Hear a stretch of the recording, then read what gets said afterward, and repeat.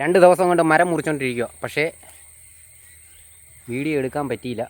ഞങ്ങളിങ്ങനെ പണിയുടെ തിരക്കായതുകൊണ്ട് വീഡിയോ എടുക്കാൻ മറന്നുപോയതല്ല, ഇതിനുള്ള സമയം കിട്ടിയില്ല. അതുകൊണ്ട് എല്ലാവരും ക്ഷമിക്കുക.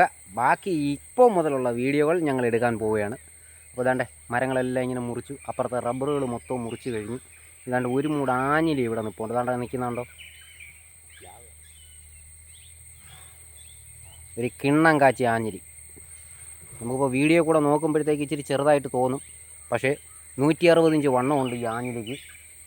നല്ല ഹൈറ്റ്, അതായത് മോതിരം ഇട്ടാൽ മേളിൽ നിന്ന് താഴെ വരും. അതേ രീതിയിൽ നല്ല ഒഴുക്കനൊരു മൂട് ആഞ്ഞിലിയാണ്.